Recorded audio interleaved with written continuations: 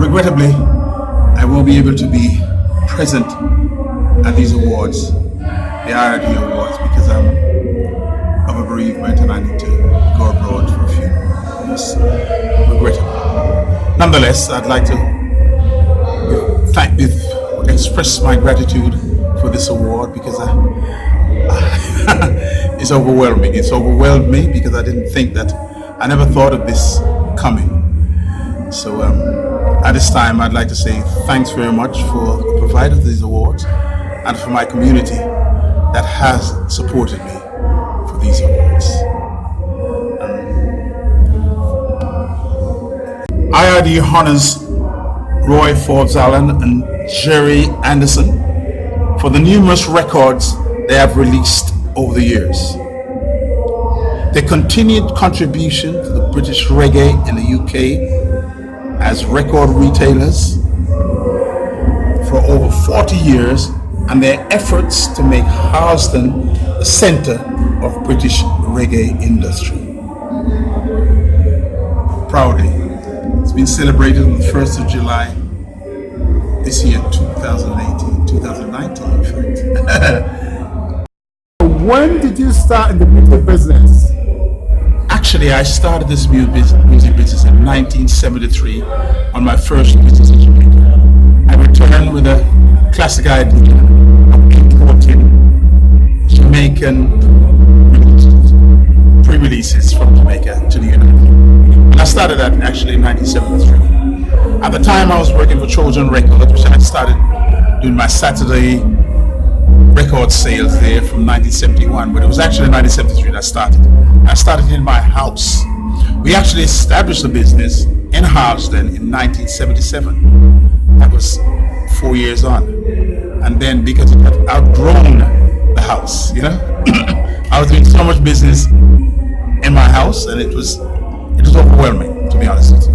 At the time I was studying accountancy as an accountant at the time, and it was just too much. So I found this business, this place in Harlesden, and my brother Dennis, Jerry, Ernie, and I decided to set up my records there, and the rest is history. I want to talk more about the retailing. As with a lot of the retail shops in Harlesden, they always have a record label. So let's talk about the record label side before we go into the retailing. Can you tell us some? In fact, my record label began around about 1974. I released my first song, which was Superstar by Horton Ellis on the Hawkeye label. Then after that, I did a few songs from what's his name? Now deceased, Jacob Miller and Augustus Pablo, East of the River Nile. Those were my early hits. Bim Sherman was another. He's also deceased. Sadly, most of these artists that I worked with at that time are now deceased. Nonetheless, then I progressed with Gussie Clark and moved on to the Dennis Brown era. And I released the very first ever Disco 45 here in the United Kingdom in 1976. It was called Funny Feeling, with the B-side being The Foundation. It was done by Dennis Emmanuel Brown, now deceased, as we know. So it all started from there. I started my business in my house, and then we graduated with the label to Craven Park Road. There now, that is when we really bloomed and blossomed, should I say, because that was when we started to release so many more singles. I mean, our releases of hits and records amount to a tremendous amount of records. Trust. And we were still doing the import business, so we had graduated not only from the imported record, but also the releasing of other people's records. Then I went into my own production in 1978, and my first hit was called Ting-a-Ling with Tamlin. That was a massive hit in Jamaica, in the United States, and also in England. It was number one on the British charts. On the British reggae charts, and culminating in my massive hit that actually went on the British charts. That was Good Thing Going by Sugar Minott in 1981. That sold well over 1 million copies, can you imagine? In between, we have had several hits, massive hits like Key to the World, Make Me Feel So Good. There's so many of them. Right. Just One Moment Away, you name it. Do you mention some of the British, since we're in British Black Music Month, can you mention some of the British productions, that British artists that you produced? Well, Charmaine Burnett was an early production, British singer, massive. She's now doing jazz. She was a tremendous singer. I also produced Trevor Dixon. He sung a couple of songs for me, but in the main, my main protege was a Jamaican artist. But on the British lineup, those are the two main ones, the two big hitters. Okay. Trevor Dixon and Charmaine Burnett. Anybody that comes into Harlesden today will see that there are two record shops still standing. Popsy's Starlight on one side and Hawkeye Records on the other. You guys have been going for over 40 years. I remember that area from Church End upwards. Loads of record shops, most of them have record labels. They are gone, you still standing. What is the secret to your success? To be honest with you, our longevity is effectively down to the community and down to the quality product that we deliver. I had a crack team, and I've had a crack team for years with the background. In the background, there's always Jerry, who's still there after 42 years. And it's a teamwork that has kept us going, and the support of the community. Also, the quality that we deliver. I've ensured that the quality in delivering, not only in the music that we sell, but also the service that we provide for our community. That's the main thing. So I'm thankful and grateful to the community, because they are the ones who have kept us going. Right. In retail, a lot of people come into the industry, maybe doing part-time Saturday jobs. When we had Just Star across the road, the same thing. So we know of anybody. Who are some of the people that have passed through your record shop, maybe helping out on a temporary basis? Yes, indeed. We've had temporary staff, Saturday staff. There are times when our business was enormous. Trust me. Those times have passed. When we were selling discs, vinyl, we had a tremendous amount of business activity. So we necessarily needed Saturday workers. So we had a bushman, young bushman, older bushman, a guy called Delroy, he worked there, Bossy worked there. So many have passed through and have made a contribution in that record shop, trust me. Right. Further down the road in Church End, I don't know if you remember Ray Williams. He used to have a record shop called Vasco, and he was telling me how he would go and bring hundreds of vinyl on a Saturday and would just fly. What are your memories of some of those good days in terms of records flying? Oh man.